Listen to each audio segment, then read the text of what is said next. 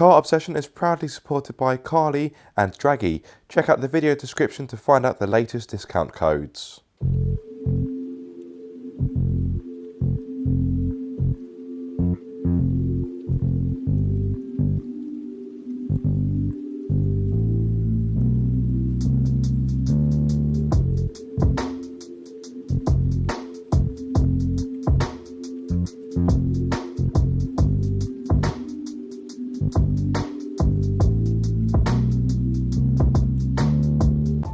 Hello guys, welcome back to Car Obsession and welcome to another walk around.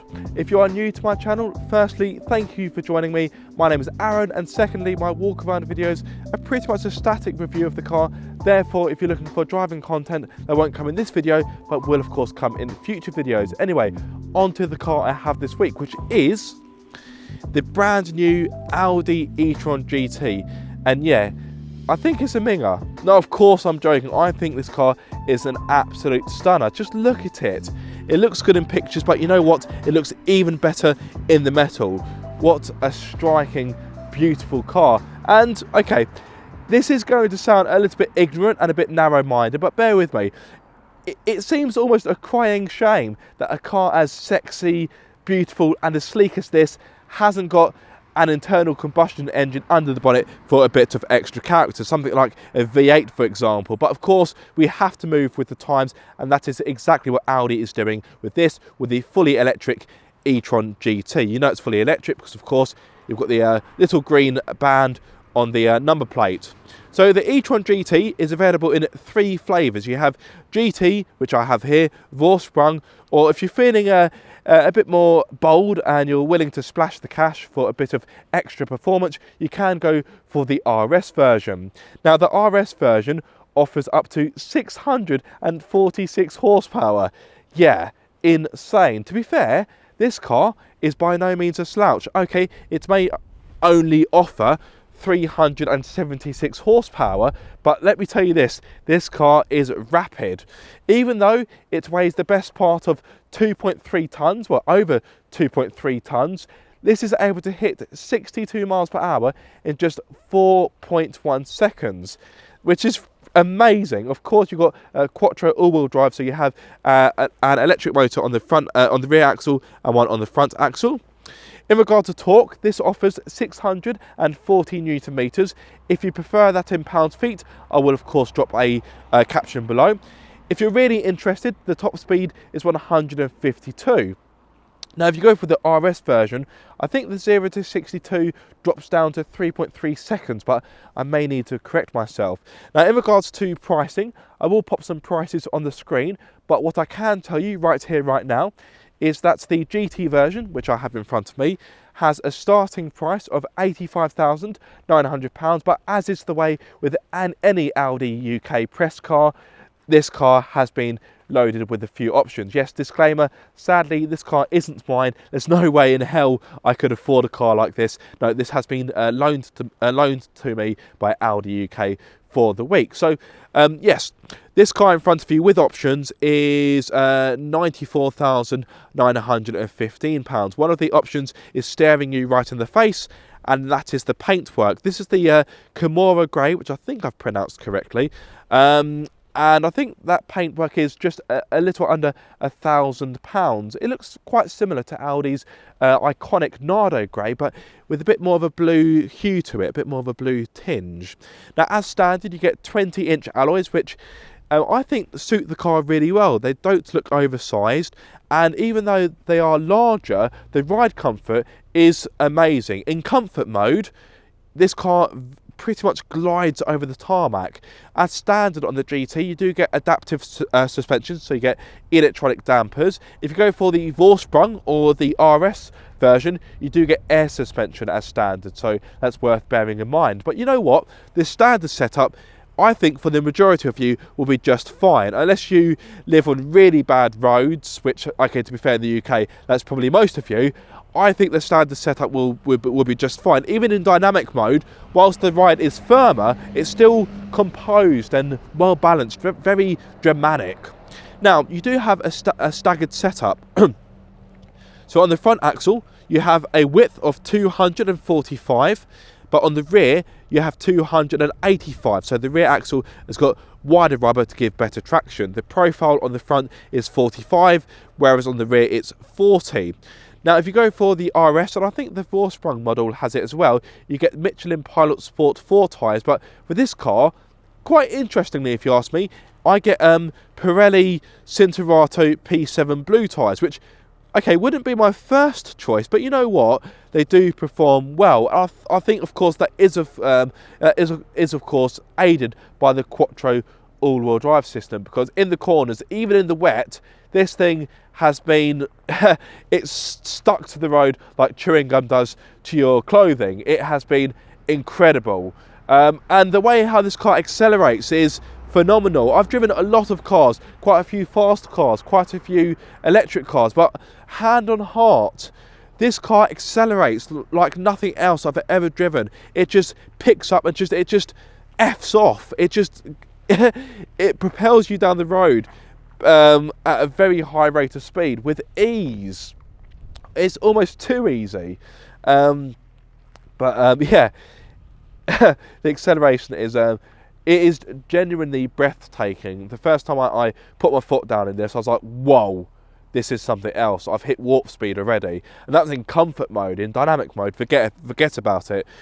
You can get from one end of the country to the other in very quick succession. Well, you'll need time to charge it, of course. Actually, speaking of which, this will give you a range of around 300 miles. And depending on what charger you use, because this has charging capabilities up to 270 kilowatts, but you can get this from 5% to 80% in as little as 23 minutes. Okay, it's still not quite as quick as filling up a petrol or diesel car, of course, but it's, yeah, the technology is getting there. Okay, the infrastructure still isn't quite where it needs to be in the UK, but that's a different story for a different time. Let me just wipe the lens, because a bit of sleet is starting to fall. Oh, bear with me, I've got my gloves on. That water droplet on the lens is really annoying me. Squeaky clean. There we go. Right, let me take you onto the inside, as yes, the sleet is starting to fall down. And the inside is a very nice place to be, but it's an Audi. What else would you expect? We've got keyless entry. You have to excuse the dirt on the rug or on the mat. Yeah, it's very dirty, and it's we've had a lot of rain in the UK, so yeah, it's quite muddy in this area. Now, as another option, I have the non-leather package, which, as the name would suggest, means you don't get any leather. Yeah, this option, this package is over £2,500. So yeah, you vegans, you best have deep pockets, because you're going to need it to afford this package. I suppose if you're Ramesh Ranganathan, you'll be absolutely fine. So yes, the seats are very nice. As part of the package, you also get the Sport Seats Plus, which are very nice. And one thing I really like about the e-tron GT is the driving position is very, very low. It's low slung. It feels almost like a sports car, and that is very surprising.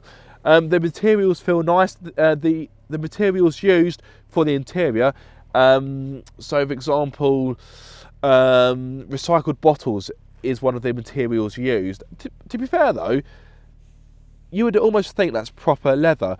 The texture is slightly rougher than what you get from cowhide, but it's very, very nicely done. You've also got Alcantara on the flat bottom steering wheel, and yeah, as I said, as you would expect from an Audi, the interior is a wonderful place to be. Let me take you guys off my little tripod, pop that in the back, take my hat off, because the bobble will hit the roof as I get in, and I can show you the inside properly.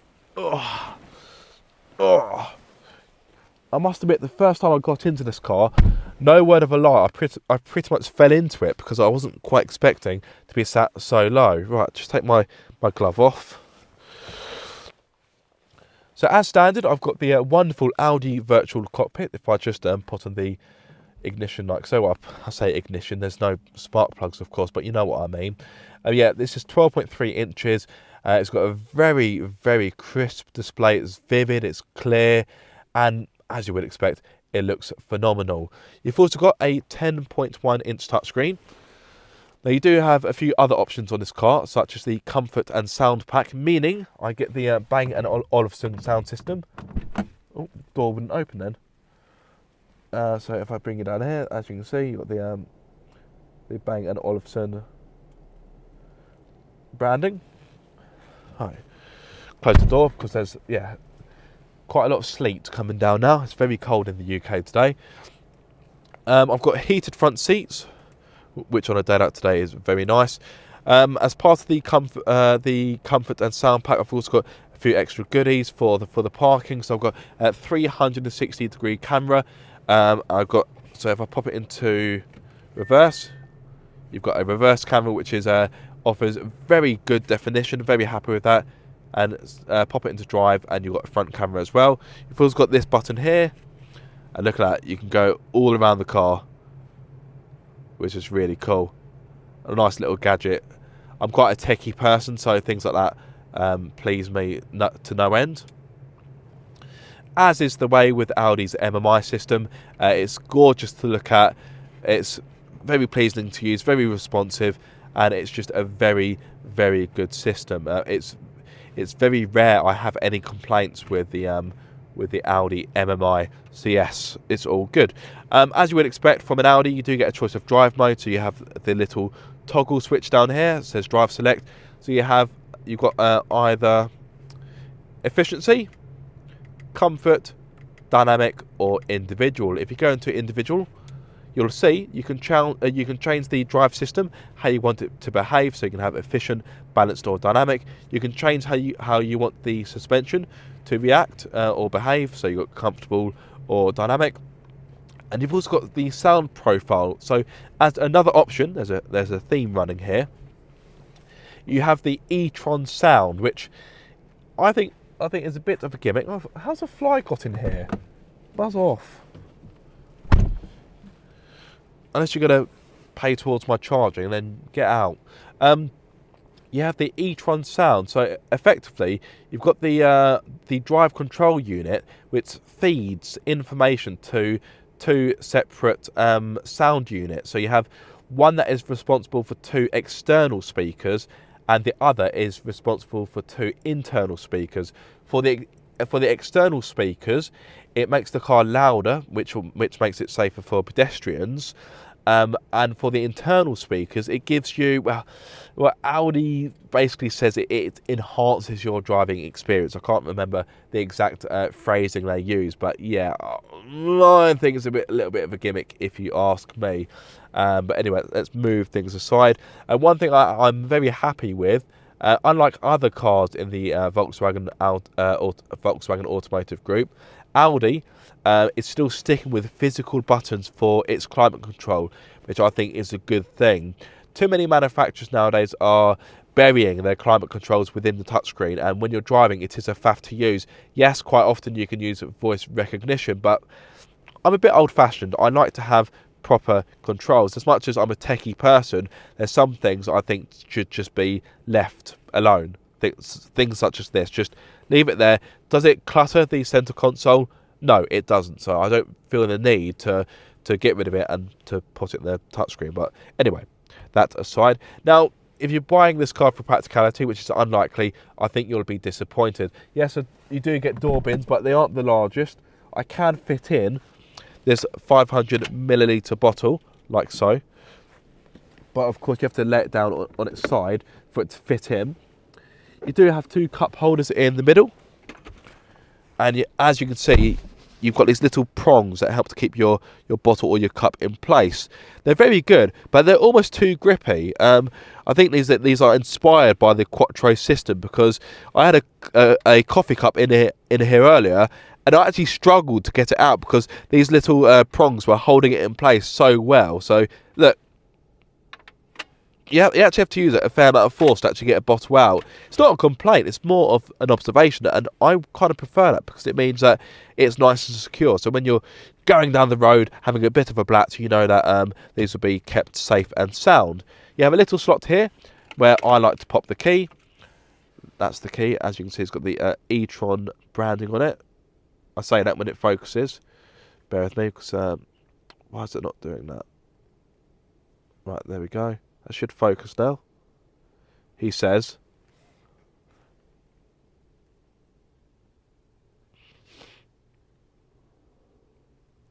Well, the autofocus has clearly gone on strike. Let me pop the key down, see if that makes a difference.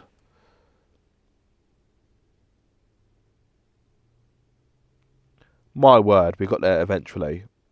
So yep, we got the e-tron branding, and that is the key. Very sleek. We've got glossy black plastic with silver touches. Very sexy, but I'd hate to drop it on concrete because it would just scuff like no one's business. As I mentioned, mentioned the two cup holders in the middle. You've got centre armrest here, which pops out like so. You've got a wireless phone charging pad just there. 2 Type-C sockets and a 12-volt socket just there underneath the little cover. The glove box isn't the largest, but as you can see, I've got my sound meter in there, and you've also got a little shelf where you can keep the manual.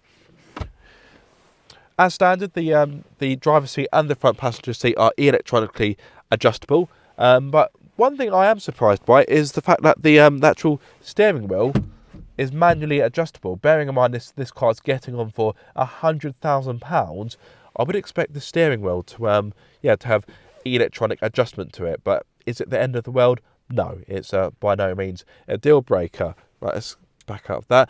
One thing I haven't mentioned, you do get a panoramic roof, which is really nice because it helps to give the cabin a bit more of a natural light, which is handy because, as you can see, you've got quite a few dark materials in here. Yes, the seats are a bit of a lighter grey, but yeah, it's nice to have that sunroof, that panoramic roof, just to help give it a bit more of an airy feeling in here. Right, let's turn off the car like so and make my way into the rear. Now, as always, it is actually a little bit difficult to get in and out because it's you are sat quite low.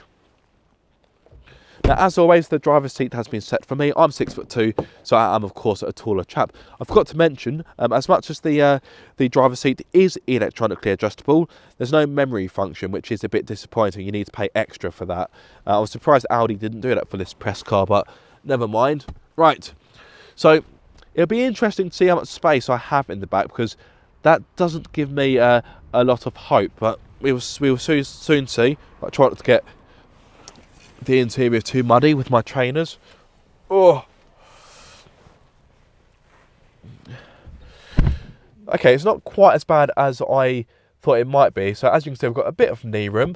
If I bring you guys down here, you'll see I've got a fair amount of leg room. It isn't acres, but it's just about enough, I'd say. I would have expected a bit more in this car maybe, but yeah, it's still plenty to be getting on with. And one thing that Audi speaks about in its press bump is a foot garage, which is very bizarre. Essentially, what they're trying to get at is underneath the seat, they've kind of sculpted it so there's extra room for your feet. But no, I'm not getting the benefit of that. I can't really put my feet underneath the seat in front of me very well. Granted that it is set to its lowest, but yeah, I'm not too sure about the whole foot garage thing. That's just a bit of marketing bump, isn't it? Now, onto headroom. Now, as you can imagine, this car has got a swooping roofline and a panoramic roof. And for my height, i.e. 6'2", rear headroom isn't exactly generous. My hair is rubbing on the headlining. So, yeah, if you are a taller person, I don't think you'd want to be in the back of this car for a longer journey, which is a shame because this car is so comfortable. I'm sure it can eat up many motorway miles with ease. So it is a shame that there isn't more space in the back for adults blessed with height. Now, you do have a middle seat, but it is extremely slim. You do have another seat belt there, but realistically, this is a four-seater. I think this seat here is just is a novelty. Really, it's a token gesture. Now, you can of course bring down this armrest, which is a little bit stiff to operate, and as you can see, you've got 2 more cup holders in there with the little prongy bits again. Oh, there we go. Pop that back into place. This car's got 3-zone climate control as standard, so you've also got climate controls for the rear. You do have a hook where you can hang up an item of clothing. In fact, you've got one on the other side. You may be thinking, hang on, where are the USB ports? Are there any? Yes, there are. They're actually down here. So they're just there, where you can't really see them. But when you know they're there, you know, obviously, if that makes any kind of sense. So yeah, so if you're sat here, they're just there. Overall, yeah, the back isn't a bad place to be. But I wouldn't want to be in the back of this car for a prolonged amount of time. So yeah, I would definitely want to be shotgunning the front passenger seat.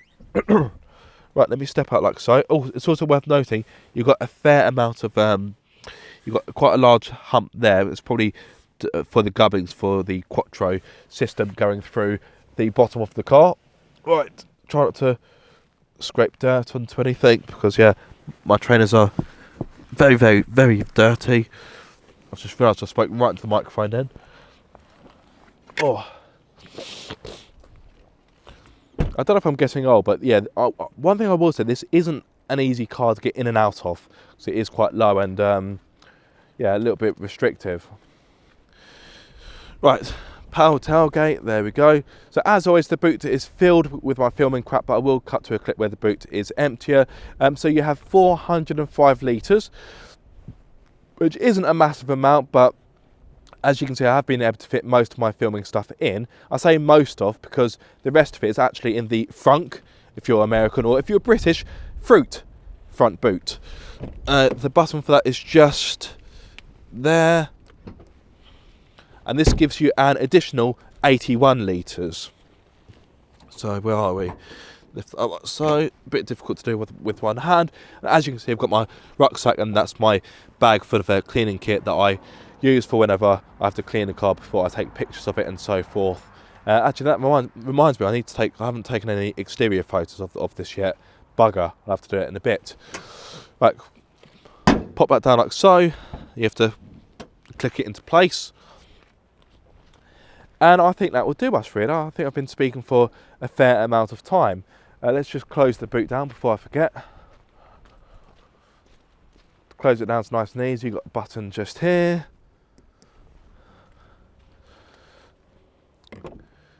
And there we go. So let's have one more look at the Audi e-tron GT before I sign off. There will of course be a main review coming which will have driving content in it. I will aim to do a point of view as well.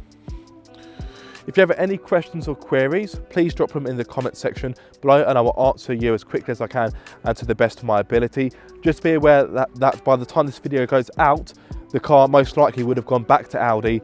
So I may be limited with some of my answers because I won't have the car anymore. But yes, there we go. The Audi e-tron GT. What a looker. So yes, if you have enjoyed this video or found it useful, be sure to like, comment and subscribe. If you are subscribed, don't forget to click the bell icon so you get notified every time I make a video. But until the next time guys, be sure to keep up the car obsession.